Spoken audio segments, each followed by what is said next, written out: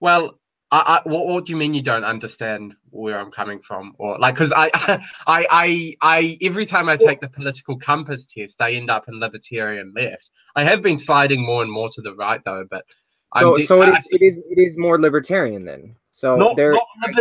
not libertarian. Like I really don't think that if you own land, you really own the land. I think, things that you own, like I don't think taxation is theft. I think that you need some sort of fabric, some societal fabric, and it needs to be enforced somehow. And there needs to be regulations in place on businesses. Like I am quite left Just like leaning. It's just like just you would hold true in immigration, it seems. So you're consistent.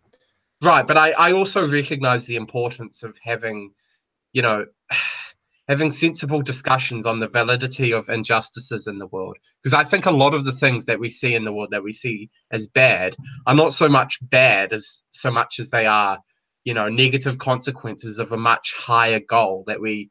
And it depends what metric you're looking at. Like if we care about the poor, well, the poor have been, more and more of them have been connected to like the truly poor people in the world have been, more and more connected to the power grid, uh, um, what's the term? Contraception is widely available, so people, don't have children at bad times. People have more access to water, to food, to jobs, to the internet.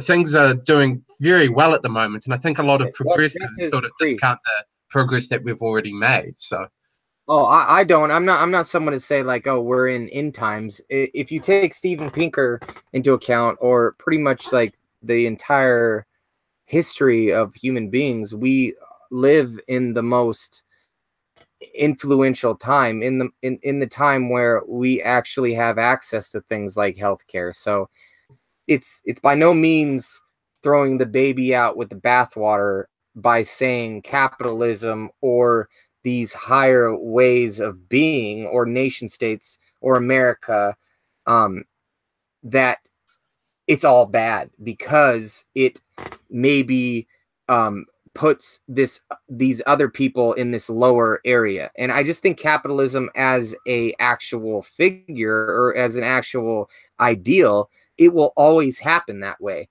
So we must accept, if we are going to live in a capitalist society, we either have to say we are going to support the people who don't make it to the top, or we don't care about them. right, but like if So we live, sorry, you go on. well, and I think that it's usually a mix in between people here. It's like, okay, well, we're gonna have some types of programs that are allotted to people when they lose their jobs, or all these types of programs that people seem to like, except when they are Republican, they will use these programs and then turn around and say, well, I got here on my own. Right. Well, the important thing to talk about when we talk about capitalism and mixed economies is that is it preferencing all people equally? Like more and more on the left, I see like we had a discussion on affirmative action some time ago, and I mean, I don't think we should look at races of people or sexes or religions, and and this is consistent, that with my view that religious liberties provide people with extra rights. I don't think anybody should have extra rights. I don't think anybody should have access to public, the public pool of wealth based on an arbitrary characteristic. Like no one identifies as being poor, so therefore, I don't, I don't mind, having all poor people sort of in the same basket of opportunity, I suppose is the Yeah, way to say it. So, but it would seem to me. it's I think the important thing is to look at everything through the lens of class issues, not so much race issues. I mean, if it's something that affects blacks, say, and only blacks, or even a majority black, neighborhood, like if you're cutting funding to a specific district, that would be awful, and we could look at the motives of the people behind it. But if it's like a principled thing, like I don't know, voter ID laws or say abortion, because I think these things impact people globally, and it's Well, I would like to know what you think abortion entails in a society. Like, what are the outcomes that you fear? the outcomes that I fear. with abortion or I being. don't fear, I don't fear abortion. I mean, I don't fear the outcomes of having abortion. In fact, I disregard the label pro-choice. I'm actually, I'm kind of speaking ironically here, but I am pro-abortion in a sense. Like, I think if you think you can't have a kid, then, great. Then you shouldn't, have any sort of pressure to have that kid. Like, I don't think there's any. I had a chat with this when I did a political test a while ago with my mate, and the question of abortion cropped up, and I don't think, I'm pro-choice or pro-abortion up until, basically the moment of birth. And I, talk to conservatives about this, and they say, well, in that case, then if you don't see, any meaning in the arbitrary line between birth and, the moment before birth, the second before the baby exits the mother's vagina, um, um, then, like, why do you have such an arbitrary line? And I say, well, we need that arbitrary line to keep sane. Like, I'm not in favor of postnatal abortions, although I still see that there is no intrinsic value in that baby that has just been brought into existence, except for the desire of the family around it to preserve the life of the baby, if that kind of makes sense. And when we It does make sense. It does make sense, but it just seems to be pointing back to like a universal about human beings. Like, so it seems to be right, like we can't do this because there seems to be this thing about human beings that won't allow it. Is that it, like, so I can agree, like, this is what I get mad about as well, is like, I wouldn't have an abortion personally.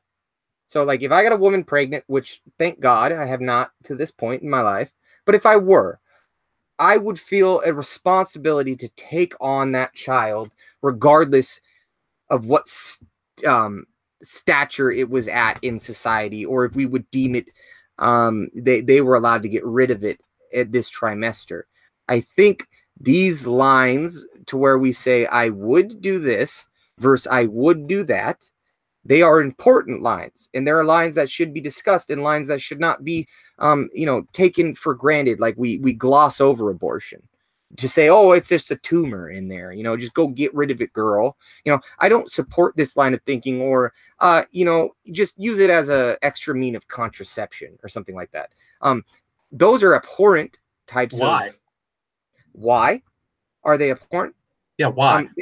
They are abhorrent in the way that I view life. They're abhorrent in the way that if you were to allow a certain time period to pass, in the same way that if you were allow a certain time period to pass for someone who had, let's say, suffered an injury, okay, there is a quality about that human being that exists beyond what they are producing now.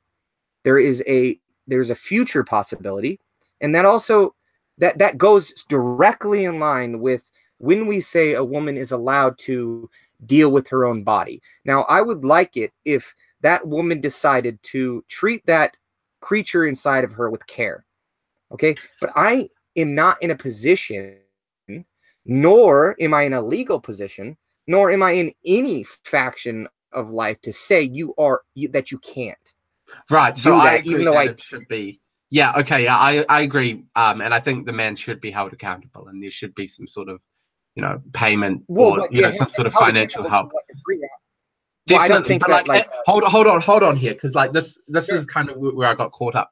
Are you saying that Yeah, the man has exactly the same responsibility to look after the baby as the woman does? no. Okay. Okay. Great. Because if you would have Well, said yes. there's a Yeah. subsumed responsibility, meaning that there is a responsibility that is a part of being a woman. Right, because if you had said yes, my follow-up question to that would have been, well, if that's the case, if they're just as responsible and they're just as equal, do you think the man has just as much right over whether or not the baby should be born? And I don't think the Oh, man should have that absolutely right. not. I think abortion, right? So this is the thing, though. A lot of people look What at is abortion as like a woman's rights issue, as like a woman's right to choose to have the baby. But I Yeah. don't think it's so. Like, if we look at the recent Irish election on choosing whether or not to decriminalize abortion, a lot of you know, it's often I look at it like either a secular or like a religious point of view, because there's a lot of women who are religious who voted in favor of keeping abortion illegal. And I mean, are those women now voting against women's rights? Well, I don't think so. I think they're just as equally women as the women who choose not to, you know, uh, have abortion illegal. So it's I Right, think but when we look at it as like a fundamental human rights issue, I well, mean, not like that's why it's easy for me, because it's not, because there is never like this falling back onto an ideology. There is always one train of thought that I keep in mind. So it's easy to answer these questions like, would I want a woman to go get an abortion when she got pregnant and to extinguish that life that could be something? Would I want her to do that? well, I mean, No. well, I don't understand But because like what does it mean to stop her from doing that? well, I don't think, you know, I think no, I don't think she should be stopped. But I do think that if you're 16 and you're pregnant with a child, you know, if you love that child, that is the only intrinsic worth of the child. I don't think, you know, I would say that, you know, it's, you know, it does more of a disservice to your hypothetical child, you know, if you bring it into existence when you're 16 rather than when you bring it into existence when you're 25. I think like if we characterize human life as predominantly suffering, and our aim is to minimize that amount of suffering, then you really do a disservice to a child by bringing it into birth just because it, you know, exists as a zygote or something like that. We could say that bringing anybody into the universe at any time would be immoral, just due to the fact that anybody that is Yes. born has a more of a chance of existing in suffering than they do existing in pleasure. Yes, So this is why I'm you took against that like into account, you could say, let's stop existing tomorrow. yes, that is exactly why I say there are no objective morals, because the anti-natalist argument is very strong. That you know, if Right, you're operating from a place of pure morals, you know, secular morals that aren't burdened by by religious dogma, then you know you should arrive at the conclusion that having children, you know, is bad for the child, right? You know, it increases the amount of suffering in the world. And I don't buy that because I don't believe that there are objectively good morals. then you don't believe in anything. I don't. I mean, I believe that You consciousness don't believe in exists. morals. No, I You believe don't it. believe. Well, what do you mean when you say I don't believe in anything? Well, I mean that you do not believe that one thing resides over another insofar as a moral way of being is better than another. So you Right. don't believe. Yeah, I think if you're an atheist and you don't believe that, you're being inconsistent. I'm not saying you're inconsistent. No, I I get just that. I want to I just want to lay it out kind of. Right. So No, right. No, I because we understand. Yeah, you go you know, ahead. fundamentally I think that we are just creatures that have evolved to be what we are, and any rights that we, you know, give to someone or any sort of principles that we live by come from almost a selfish reason. You know, we don't want to live in a world where there's even the possibility of us living as a serf or having been born into a really, you know, oppressed horrible system. Like I don't think there's any intrinsic value. I don't think these things came from anywhere. I don't think there's any.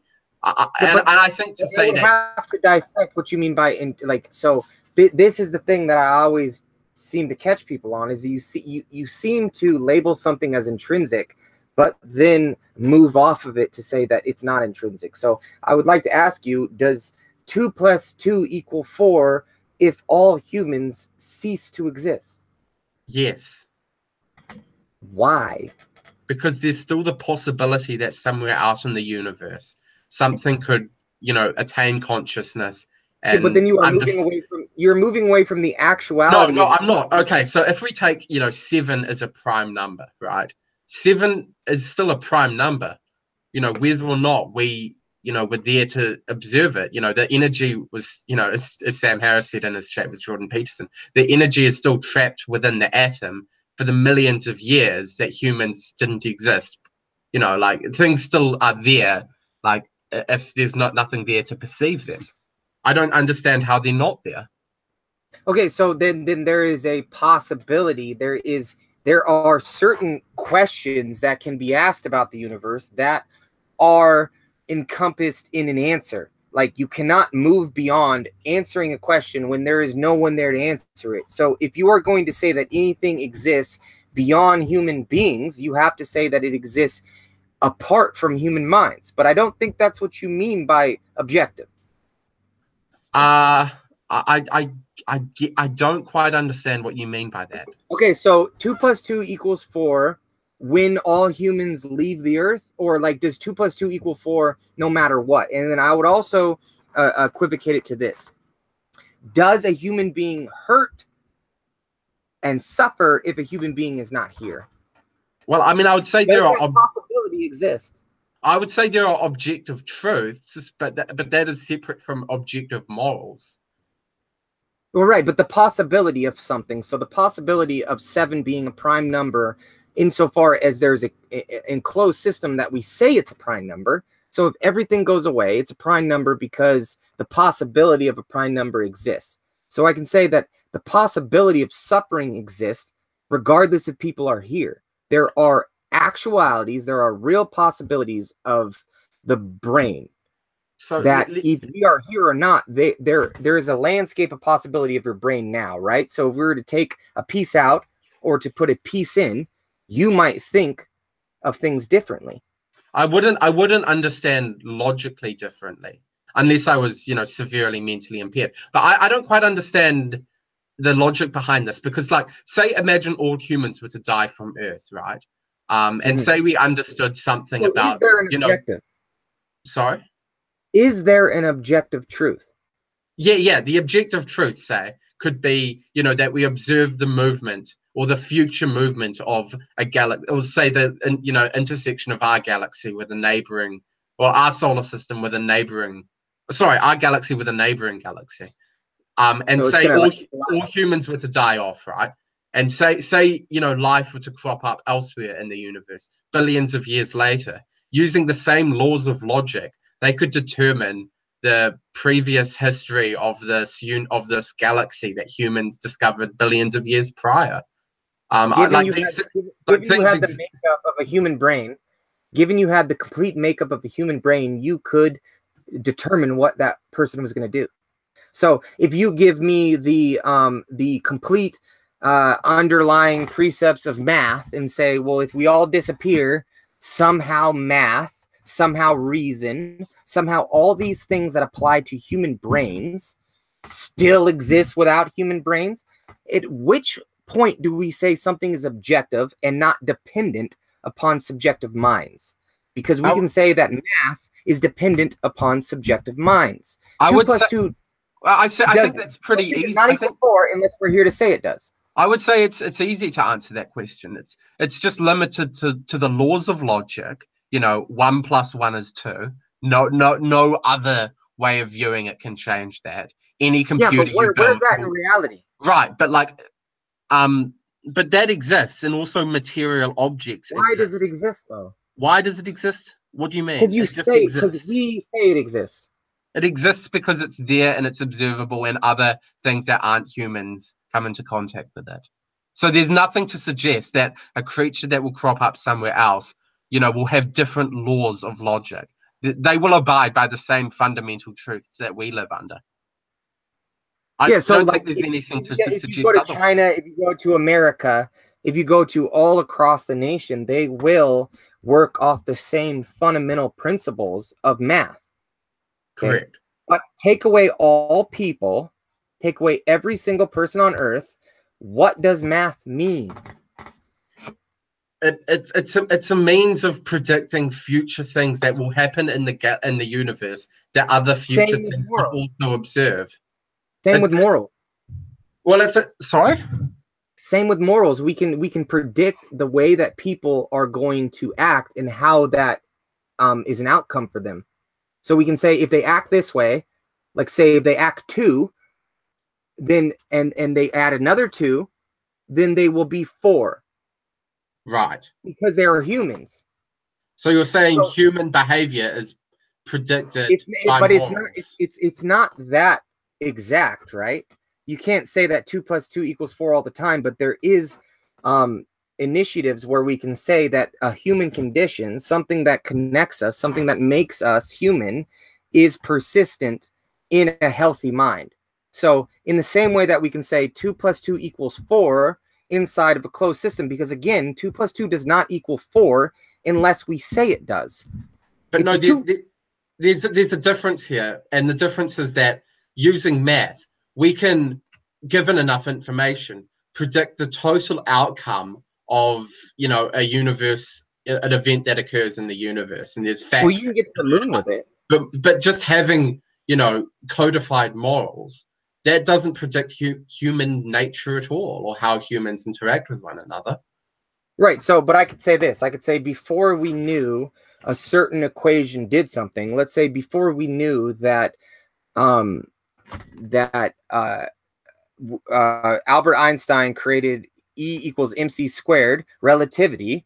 What did we know about relativity before someone found it out? What did we know about murder being bad until the first person murdered someone and then subsequently found out that it was not in accordance with moving forward with both of them? So well, I see morals in that way. They are, if morals are not connected to the next person, then what do morals mean?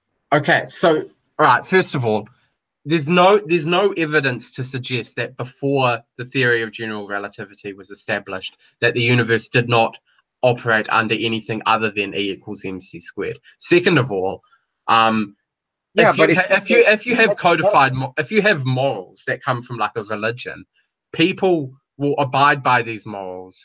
You know, it's a nurture sort of thing. They will abide by this. Only since this thing has existed. But humans before these, you know, chimps that lived, you know, bashing bones together and going to war with other chimps, hunter-gatherer types, they didn't have morals. And I look at morals like this. They didn't have math either. What? Yeah, but math either. but math and gravity still worked regardless of their interpretation of it.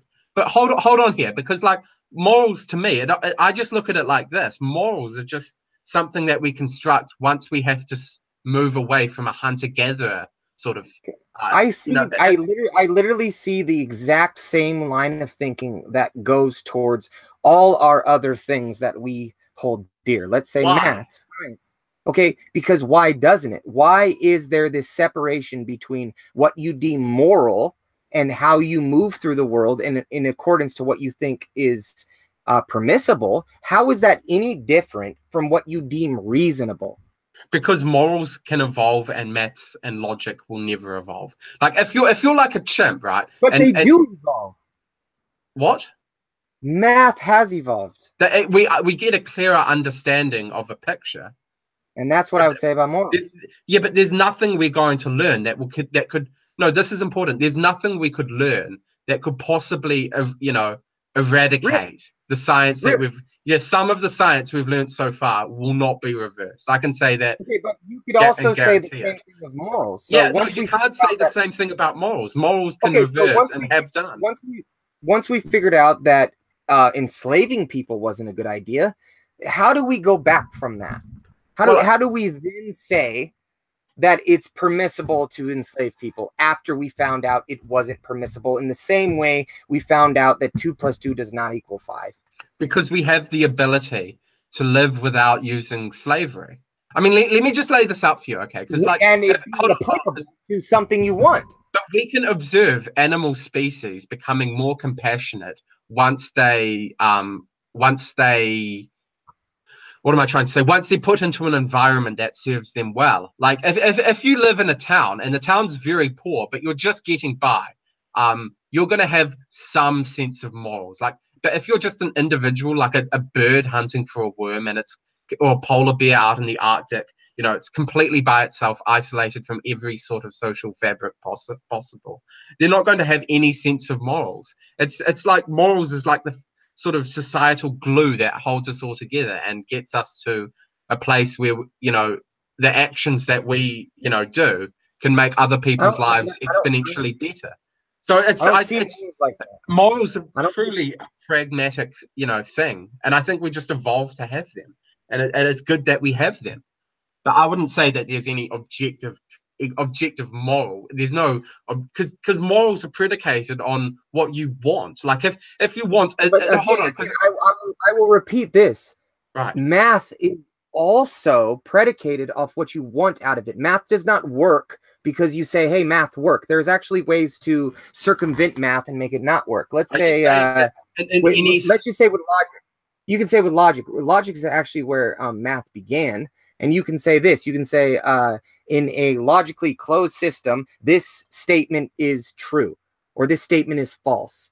So correct. so you can actually create situations where math folds in on itself.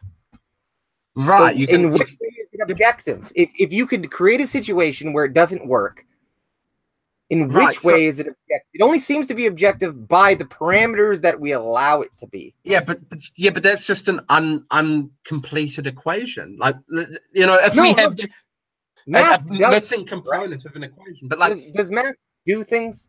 well, no, I would say no. 2 plus 2 equals 4, Okay, but regardless of your interpretation of it. And there are fundamental laws of physics that we've learned that only in very strange circumstances. yeah, but there is an interpretation. There is a correct interpretation of 2 plus 2 equals 4. Correct.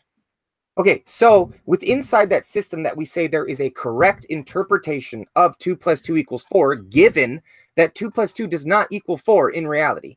Please show me where it does. Please show you where 2 plus 2 equals 4. And if you can't tell me where 2 plus 2 equals 4 in reality, please tell me why morals cannot exist in the same fashion. I'm almost eager to branch off into the topic of AI here, but I'll refrain from that. No, because there's so much I want to address first. You haven't proven to me that objective truths and objective morals are in any way the same. Like, I'm trying to hold on. But like, morals change. Like, it depends on what you preference. Seriously, like, this is a serious problem. Like, if you're a more conservative type and you care more about orderliness, you'd almost argue for a dictator. And I have argued with people who want dictators purely not because they want to make anyone's lives better, but they want to live in a more orderly society, right? Sort of like an Orwellian wet dream. But like, there are people who value freedom much more. And, it's depending, like, what this guy who wanted a dictatorship or a monarchy, what he wants is no more correct than someone who wants a liberated society, because they just happen to want different things. And you can't choose what you preference and how other people live their lives. So true. So you said you cannot choose what you preference. So right. then I would I can say true things about you, and I don't even need to know you. Right. Okay, so I can make true statements about your character without knowing any of your ideologies. And based off those true statements, I can also make subsequent moves based off those decisions you would make even if you didn't want to make them. So I can put you in a situation where you would say stop. Well, you don't know. You don't know. I don't know. There are some people who are so... I think that's where it gets ignorant. Well, hold on. You don't know if I could put you in a situation where you said stop. No, I'm happy to say it's a fundamental truth to say that things move towards pleasure and move away from pain. But So then what does that have to? So then why is that not morals? Because we measure pain and happiness on, you can look at short-term pleasure, short-term pain, and you can look at long-term pleasure and long-term pain. What's very painful for you now might be very good for you in the future. Yes, it's the same that you can create a math problem where doing the math problem now does not fully envelop the actual equation. You have to there's steps to solving it. Right, but no, hold on. Because let me just finish the line of thinking that says that you have to do it even if you don't want to. So in the same way that 2 plus 2 equals 4, even if you don't want to, in the parameters that math allows. So this math does not equal 4 if you do not allow it. So there is an actual mathematical system, a logical system that allows 2 plus 2 to equal 4, given the precepts that allow it. So math is not objective in this way that you would like to say it is. Well, like, I would say it is. Like I would. but does two exist in the world? Right. Hold on here, because you're saying that math can be invalidated based on it being inside a much larger, with it, it being like, a mathematical equation inside a bracket, and that bracket is, holds a Yes, much right. So larger like macro. there's Right. self-provable But math can't I, prove itself. I That don't there think you're looking at it correctly, because I don't look at math as being something that can totally be invalidated just given even one thing outside of the bracket. so is math objective? Math. I would say there's nothing that can invalidate our entire knowledge of science and mathematics. I would say yes, math is objective. Yes. Okay, so then I say in the same way that we allow for math to be objective by giving these parameters that seem to make sense towards a common goal, like getting to the moon. Okay, so there is also these areas of focus that have to do with human beings and what that entails for us. No, If we are to act, but why wouldn't it? If hold I on, were to hold put, on, hold on. This is important, because this really comes back down to what you want as a, because we were talking about veganism. You said what's good for humans. What if your goal is for the good of all living things? Like like how many animals, how much suffering do we need to bring into the world, and how much, like say humans don't stop procreating, we get to 9 billion people, 10 billion, 20 billion people, right? How many animals will have to suffer under us based off of us doing that? Like, why restrict this moral system to just humans? Because I would say, a I human think life, setting I mean, yourself how many outside of the animal question. lives equal, how many animal lives, how many cows' lives equals one human's life in your, or do they come into factor at all? Because a lot of people just live totally by a human-based framework, and I'm saying, no, we should care about, we should arbitrarily care about all living things, not equally, because we all have our own prejudices. Of course, we preference our family over anybody else, and that's an irrational thing to want. But it's rational in the sense that we can predict that humans will work this way, because humans evolve to love their family more. I wouldn't say that there's any sort of fundamental truth that we're living under, or no evidence of a fundamental truth that we're living under, that guide us in any sort of certain direction. Yes, but it's again, I would say that you wouldn't want to be guided in any certain direction, and I wouldn't want to be guided in any certain direction, and the person next to me wouldn't want to be guided in any certain direction. But Right. Hold on. Can I just say, Cogent? Can I just say, if any of us are going to go in a direction, what should we do with each other? well, hold on. Like, Cogent, would you say that if we have objective morals, would you say it's objectively morally wrong for me to suppress your ability to have children? It would depend on your motivation, and it would depend on my outcome. Right. So what if my motivation is saving all other non-human life forms? Okay, so saving everyone else besides humans. Saving all of the animals that you would eat. Yeah, basically. Okay, all right, I can understand that, and so that would be your moral goal. Yes, and that could run. Again, it's not hard for me to answer because it is streamlined into a position to where if you are going to pursue that goal, there are going to be consequences towards pursuing any goal. So what are the end pursuits, and how does that align with the other people's pursuits? So if we all said, hey, everyone likes killing people, then that pursuit of killing people wouldn't be very hard, would it? Why is it that when you go to kill other people, it becomes difficult? Could you explain that to me, and how that fits outside of your objective morals? So, okay. So what you're asking me now is, wait, what can you specifically? What are you asking me? I'm asking you, if you do not tie yourself down to morals, like if everything were to be the same, from an insect all the way up to a higher functioning creature like a human, just on the basis of life and making it flourish, right? On what basis are you making that decision? And it's not this theoretical logical decision. I am talking about axiomatic presupposition. So Look, it goes beyond just logical reasoning. It goes actually into fundamental conditions about yourself that no, you would agree to whether you wanted to or not. no, I don't. We're talking really metaphysically here. I wouldn't say you know that I don't think we have free will. I don't think we choose to prefer a human life. I think we're all, brainwashed into running a long Yeah, but tram you life that do we though. have no But control over. regardless if you, but I would like to get this on the table. Regardless if you think it's applicable and it is sound and just, you do it.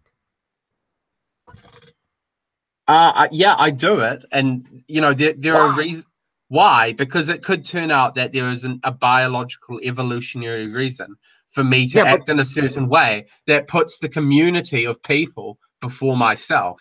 right. So it wouldn't even matter what you thought about the situation. I could literally take your actions and then make a decision based off that. So if your actions point towards a situation that is not communal, that is very destructive, I don't care what you say.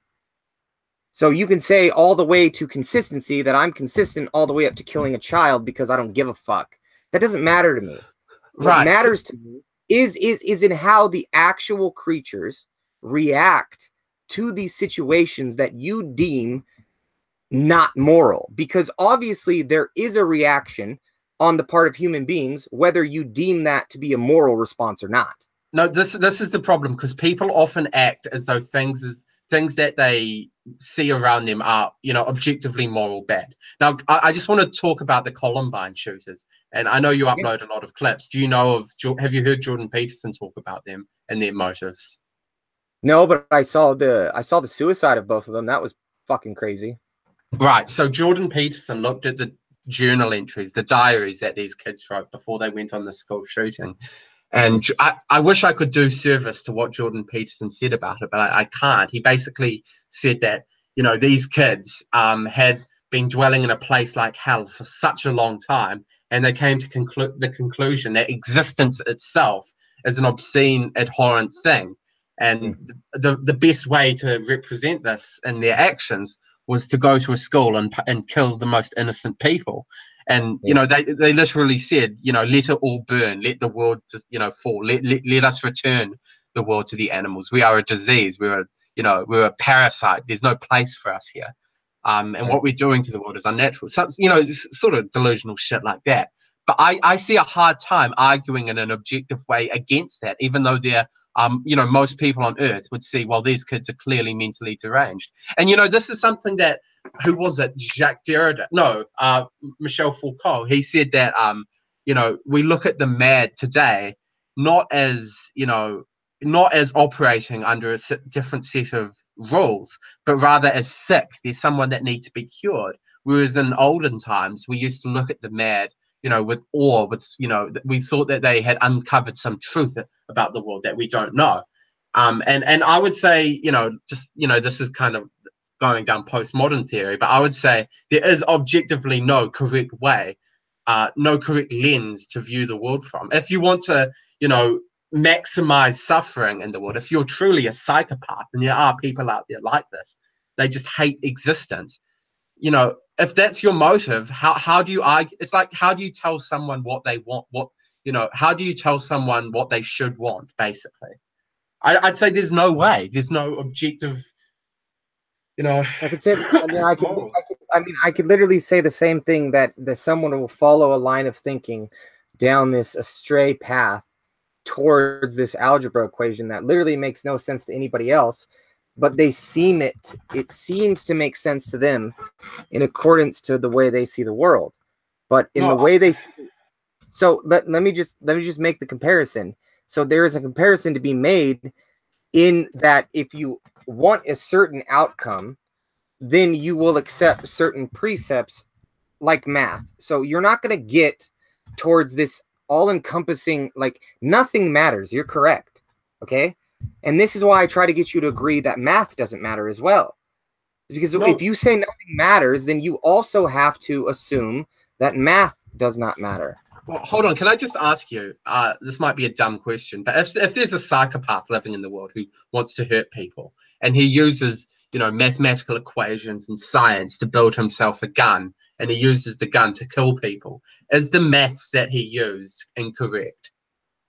Are No, the state? No, they're not.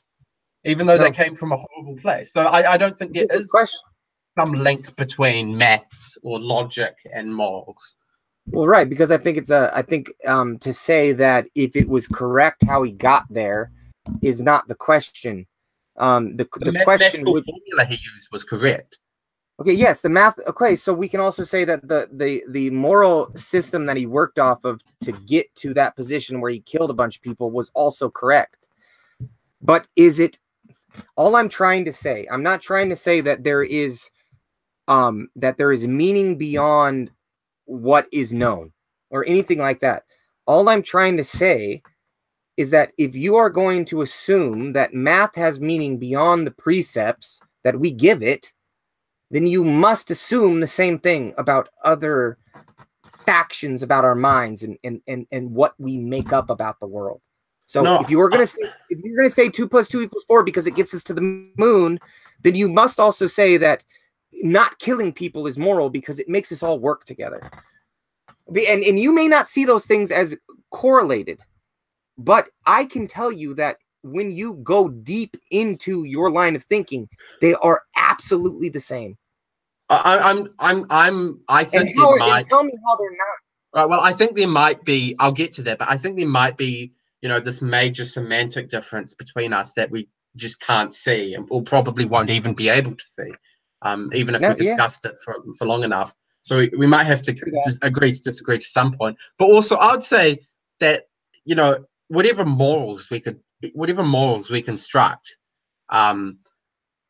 whatever they're nested inside a sort of mathematical framework. Like if I could study you, cogent canine, if I could learn everything there is to know about you, every atom, its function, every human interaction, everything that everything You would know possible, me. every fact known possible about you, I You would think know me better than I know myself. right. I think, yeah, certainly. I'd know, many, many, many times over, I'd know you better than you'd know yourself. But also, I would be able to project your actions much more better than you would be able to. Some philosophers theorize that I would have absolute knowledge of every choice you would, come. And if you knew every fact imaginable about the universe, you would be able to fully predict the future. And I see that as quite. I see that as possible. I'm not saying I it's see necessarily no true. contradiction in that. If there's no contradiction in being able to see the outcomes of people's actions, then if we are ever going to I'm definitely not concrete on this point. I don't care about morals insofar as they exist outside of us because they obviously don't. Nothing does. And this is the only thing that really, when I have the conversation, is that I try to get people to understand that if they're going to accept a group of subjective facts and call it objective, then they must do it with another or not do it with the one they're doing it with, if they say they can't. So if you're saying that we cannot take a subjective group of facts like we do with math and then create it into a system, well, then I would say, okay, well, then morals kind of falls apart. But insofar as math kind of points us towards a direction like getting to the moon, there are also these other ways of acting that we can say, look, if you go over and you just start murdering people, that may be good for you now, but what do we mean by morals? We don't mean selfishness, do we? No. So then why is that the conversation? Why is it immediately invoke a conversation of something outside of ourselves when really the conversation exists within inside ourselves and what we can agree upon, just like every other reasonable part of life? So tell me how we agree to 2 + 2 = 4, but we do not agree to I will not kill you, you do not kill me. Okay. First of all, there are biological impetuses at play here. Like if I came across someone who, their life was characterized truly by suffering. They worked a job they hate. Their wife left them. Their kids hate them. Every day of their life was misery, but they just don't have the balls to commit suicide. But they've truly reasoned themselves to a place of wanting to kill themselves. And I came across them when I was asleep. I would have to say,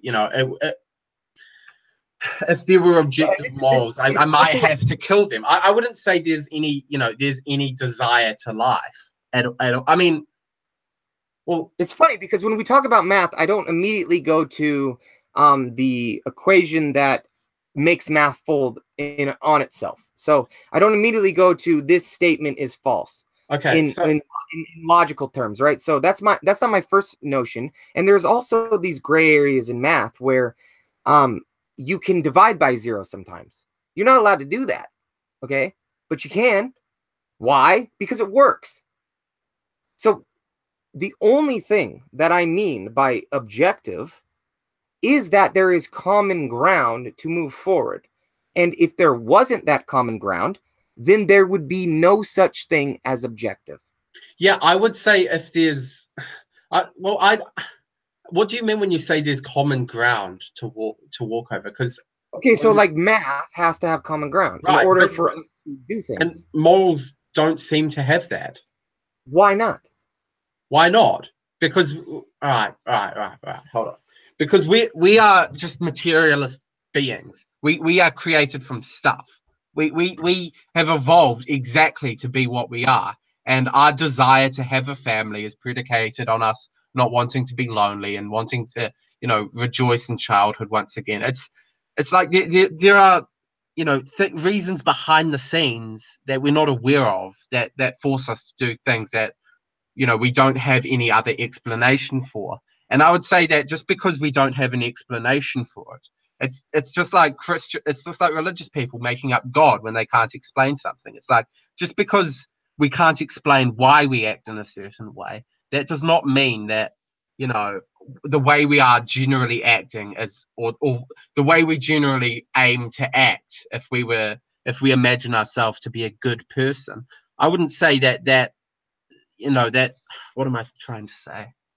No, I get it. Like the things in material objects, like let's just say materialism. If you believe in the objects that surround you, then you can say to believed in this certain part of material that resides in front of you.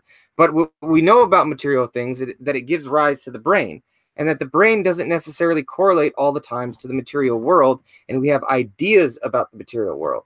So it is just, if you are trying to find morals inside of material objects, you will always fail. But you can't do that with math either. You cannot go into material objects and then say this pineapple and this pineapple equals 2. Why does it equal 2?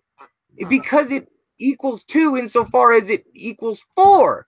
And if it doesn't equal 4, then it doesn't equal fucking 2. And it's not 2 if it doesn't equal 4. So if it's not doing this to get to this outcome, then what does it mean to not do this? What does it mean to do anything if there is no better way to act?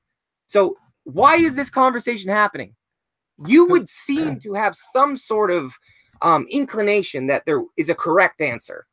Well, the thing, I don't think there is a correct answer. That's what I'm completely arguing against. Like, I just want to ask you something. If there's like a flower on a distant planet, and that flower died, would that be objectively bad, local to the planet? Does the flower have any type of sentience? No, it's just a flower. No. Wait, so sentience matters? Is that the thing? Yeah, of course it does. Okay, so sentience is the only thing that matters. It's so then why? Hold on. So in that case, sentience not. Hold on. In that case, then do you think that Earth, if all life on Earth were to suddenly just extinguish, that would be objectively bad? Objectively bad. Yeah. If everyone on Earth tomorrow. No, all living things. If Earth were to just blip out of existence. All right, relativity wouldn't exist then. Why would relativity? Wait, you mean the general theory of relativity? Correct. Right. Why would that not? Why? So you're saying? Hold on. Our perception of things that use general relativity, would cease to exist. Sure, but like the reason I use the flower on a different planet example is to show you that things only matter local to the planet or the local context that they're in. Like if all humans were to die, and yet over 1 billion light years away, there's life has evolved somewhere else, and they've got a functioning society, and it didn't impact them in the slightest. It wouldn't be objectively bad, to them. They wouldn't give a fuck. Right. And even and who says that our math, and again, I hate to bring it back to this, but who says our math would be applicable to another life form? Like, because these are models that we build, correct? Right, because the maths and science that applies on Earth apply on Mars and Venus and Jupiter. There's no reason to believe that they wouldn't exist on a planet that's just further away. Okay, and so there would no reason to believe that suffering also would not exist. Right, these things might not suffer. So it seems that both point towards a reality. Like all I'm trying to say is that the reality which you say math can exist in this metaphysical realm, in these notions of applicability. 2 + 2 = 4 because it helps us do things, and that exists beyond all of us dying. It will still help people do things even after everyone is dead. It works for us, but you cannot say again that reality and what we form around reality are necessarily one and the same.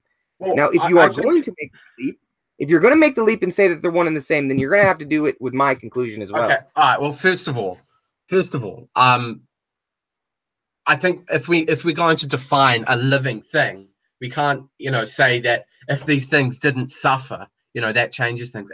If there was a species of human out there that didn't suffer, I would say they, but did everything else, they wouldn't be the same sort of life that we are. But putting that aside for a second, oh Jesus Christ, I keep losing my train of thought. Literally, all I'm trying to get you to say is that, okay, so math, like again, like it is this construct that we build to apply to reality. So if you are going to say that math is objective beyond human beings, then we also have to say that there are other possible realms of plausibilities that can exist alongside of it. It can't just be that math was the only conducive way forward. Now, if you want to say that math somehow was discovered, like a lot of theologians do, if you want to say that somehow math exists in the external world, somehow like God, like we all disappeared tomorrow, somehow God's law would still reign supreme, given that he was still there and we weren't. Now, if we disappear, given the fundamental actual aspects of math and how we come to conclusions such as 2 + 2 = 4, it's not on a whim. There are actual, you have to accept certain parameters about the conclusion first. All right, I'm going to concede something. I'm going to concede that we don't know, or at least I don't know, whether or not maths is objective or not objective. But putting that aside, I can prove that morals are not objective. That's what I'm hoping I can get you to concede on. Because, like, if we've been able to, do scans of brains of conscious creatures, of living things that can experience pain and suffering and value their lives. So far, we've been able to replicate a worm brain entirely on AI. We've been able to reduce. We've been able to reduce worm intelligence, or not intelligence, but worm consciousness down to a set of Boolean logic. Yes or no? They follow the laws of logic, right? So if you put a worm in an environment and put this AI worm in the same environment, they would act in the exact same way. Now, if you're an atheist and if you think that humans evolved from other animals and there's no special pedestal that humans are sitting on top, then there's no reason to believe that human brains cannot be fully replicated or reduced down to Boolean logic. So I'm hoping I can get you to concede that knowing this and everything else I've said, there's no reason to believe that what we believe about what is good or bad necessarily means that just because there's a consensus around, don't throw gays off of buildings, that isn't objectively good. And again, I would agree with that. Like there is nothing in the world that tells us that's bad. But I would always point back to what people assume to be objective is because they actually don't apply the same logical standards. So if we're going to say, right. So again, it's not that there's anything in the external world, in material objects, in this table right here, that is going to tell me objectively this or that. In the same way that the materials may point towards a conclusion that you find out or you create a construct around, but the materials are not the construct. So if you were going to say something's objective in the material world, you have to take that all the way through. And if you're not going to take that all the way through, then you can't say anything is held in the material world. If you're going to say nothing means anything, then you also have to bite the bullet and say math doesn't mean anything. Yeah, why does it concede that? I mean, I don't see. Look, if someone put a gun to my head and said to me that everything we've learned thus far about science or maths could be invalidated just given some more knowledge, is that a possibility? I would say no, that is not a possibility. But I couldn't say the same for morality. Okay, so are you saying that we couldn't be wrong about what we assume to be true about reality? Like, so yeah, I've conceded that. Yeah, I'm sure that. Well, no, but so math, right? So math also it envelops into the laws of physics as well. So it just goes. It doesn't just go. It goes beyond just math. So if you're going to do like these logical, you could logically say that we live in a multi-universe on paper. And that's the same as 2 + 2. That's what I'm trying to say. So like the 2 + 2 = 4 is the same equation as we live in a multi-universe, because they work under the same guidelines and they move towards a conclusion that is built around what we say it has to do. Now, math is like that. Because if it didn't do what we said it wanted to do, then it wouldn't be math.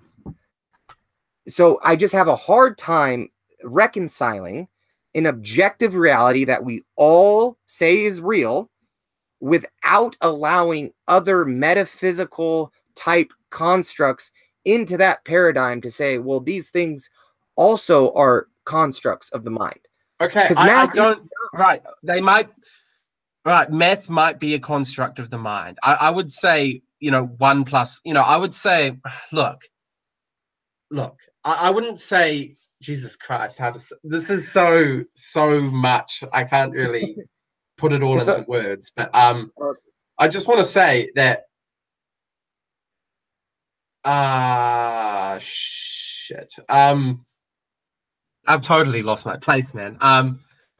I would say I don't know why you're putting morality and maths together. I don't know why you're putting a link between them, because even if mathematical truths can change depending on how we interpret them, that might be a possibility. Okay, but that doesn't mean that there are objective moral truths that are true whether or not we interpret them differently. I'm sure that there are mathematical, maybe in maths, maybe in the laws of logic, but I don't know about logic, because logic is pretty concrete, and I just don't see. You see, the thing about it is, aren't you doing? Hold on. Aren't you trying to like deconstruct things like in a sort of postmodern way, saying, well, truth is totally subjective? No, you are. Okay. How am I saying truth is? I've said from the beginning that there are objective truths, but I haven't said there are objective goods. I've always said those are two separate things. Okay, so all right, so there are objective goods apart. So there's objective good things apart from necessities or oughts, like the way we ought to act or something. Right. So and again, I don't believe in oughts. So there is no ought in this world. So there are no objective morals. There is no moral responsibility, Okay. but there is morals. But you can choose I'd not say that, oh, hold on. I would to say, I think participate. maybe we could get past this as a semantic issue. I'd say Dude, ethics yeah, we can exists. switch. We could totally switch topics. I'd be, No, fine with no, no, that. no, no. I'm still happy on this topic, but I would just say one can live in an ethical way, and almost we have this ethical rule book to keep us all sane and live in harmony with one another.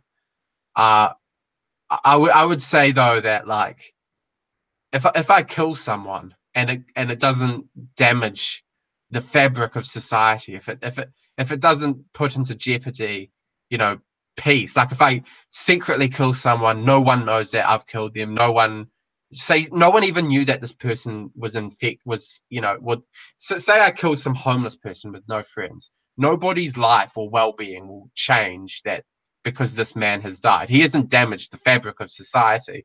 So how can on any basis can you say that it's objectively moral not to kill him or to kill him?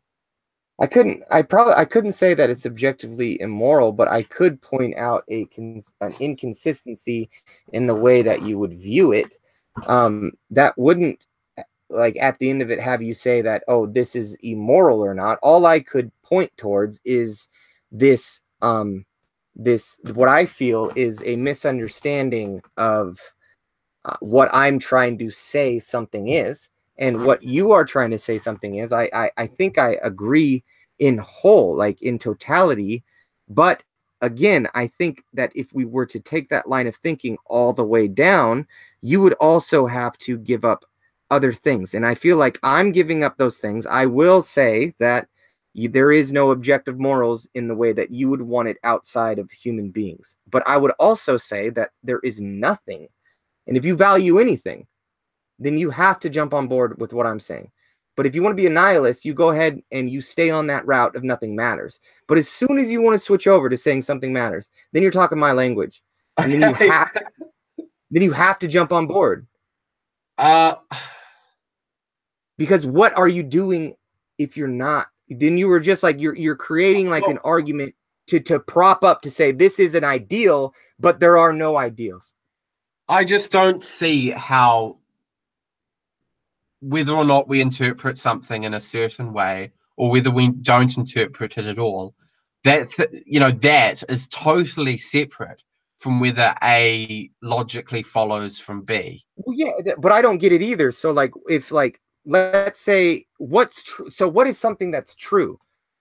Like, was it true that we went to the moon? No, well, that's not an objective truth. An objective truth would be 7 as a prime number. Okay, so in a deductive manner, we could say that things are objectively true through this deduction process. But again, when I talk about deduction, there is always these there are parameters that you Okay, immediately fasten onto. So let's say if we were going to look at the moon example, even if I was standing on the moon and I saw somebody come down and land on the moon, there is still a possibility that I could be under the influence of drugs or I've had a total break. I mean, I'm fucking standing on the moon, for God's sakes. I've probably had a mental breakdown. I mean, I can't prove that my consciousness hasn't been impacted by outside physical implications. I can never truly say I know that this person is on the moon. But regardless of my mental stability, logic, You are on the moon or you are not on the moon.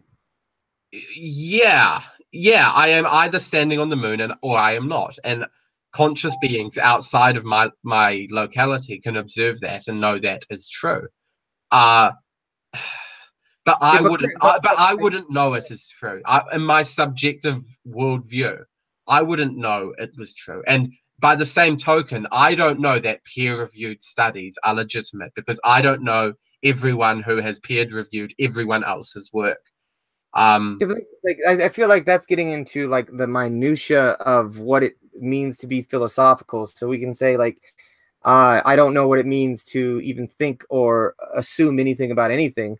because I don't know where my thoughts come from, and I don't know if I'm a brain in a vat right now. Yeah, right. But I truly believe that it's like, it doesn't add much to the conversation. So we can say, sure, we don't know those things, but there is a way in which that we have figured out through just simple meditation that if you think, therefore you are, so you can at least assume that about yourself, that you exist. It doesn't matter if you were to be controlled by an external force. That external force could be making you do all the things that you're doing now, and you would still experience it in the same way that you don't have free will, but you experience as if you're driving the car. Well, I just want to say this because I want to make sure that you know exactly to what I refer. So when I say, if I'm lying in bed and I'm having, a psychedelic experience, and I'm, in reality I'm just lying in my bed, but in my head I'm off in a different universe. Well, everybody else can use the laws of logic and determine that I am there at that time, at that place, doing that. And if I if I looked 30 years ago, looked at all the DNA and got perfect knowledge of the universe, that is an event I would be able to predict. From my subconscious, view, truth is totally malleable. But insofar as the universe perceives me, I am still lying on that bed, not doing anything that I think that I'm doing. So I would say, objectively true, I am lying on that bed, but depending on how you interpret it, I might not be. But that's exactly, I think that is where the argument really comes to a focal point, is that it's not about there being things that exist outside of us. And I think I've proven pretty readily that nothing exists outside of us. So if you do want to say things exist, if you do want to participate, nothing says you have to. Like, so there is no code in the universe that says, "Hey, do this. This will make you a good person," and and you did a good job. Good job. A pat on the back. That does not exist. You will die unhappy, insofar as you let yourself die unhappy. And I think that's the true dilemma, because we do allow ourselves to make these leaps in other areas, but there seems to be something holding us back to say that no matter in which way we moved, it's never correct. And why is it never correct? Well, because it's subjective. But nothing else is. Whatever situation that happens in the universe, or whatever situation we find ourselves in, is totally predictable. It's just given enough knowledge. Okay, so then also that would be the same about all the other things that we predict. So we predicted, if you knew everything about everyone on Earth at every given moment, then you would also know every single math problem before it was ever even created. Correct. So you could say, yeah, you would be somewhat of a god at that point if you were like something, what is it, Paul's demon, or something like that, where you can literally see the movement of every atom down to the next second. So if you could see every single aspect of a human life, then where would we leave room for anything? Right, but the fact that we can predict these things very reliably, or given enough knowledge perfectly, I mean, these things have been replicated and tested with 99. No, I just mean, if everything was predicted, in what does it leave room for reason then? No, there is no randomness in the universe. All of our thoughts are totally predicated on our brain chemistry a moment beforehand. Right. Okay. And I don't think there's any reason to think that's not the case. Yes, so I would agree that it's all based off prior events, but there is this functioning brain on top of it that has created a bunch of things, and that's why I don't actually see a contradiction. That a lot of people actually have a felt contradiction between not having free will, but also being able to make decisions and having the feeling of making decisions, because actually the words that we have subsume free will inside of them, like me and you and going to and things like that. It's just, again, all those things I just believe they revert back to a sensible creature at some point. And if you're not that sensible creature, then you're what we deem irrational. And if you can't jump on board something that is considered irrational or not irrational, regardless if we found it or we made it or we discovered it, no matter what it is, it works, right? So we have to at least jump on board with that. So that matters. And if we say that matters, then I just don't see what else is holding us back from saying, okay, well, then how else can we improve our lives? Because that seems all that sciences are doing. And I believe that ethics are just a part of the human makeup, just like anything else is. But people give like this grandiose type of special notion to it, like, oh, it actually has to be outside of time and space, when they don't actually mean that about anything else. Right. Okay. Because yeah, that's the sort of view I've had of morals. Yeah, Up it is, but like so, but then I wonder, like, if people jump on board like reason, and reason seems like this faculty that makes sense on its own. It's almost self-fulfilling, right? It's like reason makes sense because reason makes sense. yeah, but like And everything. Yeah, but hold on. But everything that exists in the material universe. So even though we might be boxed into some local environment, that local environment is all we can prove that exists. well, yeah, subjectively, you could only prove that your own mind exists.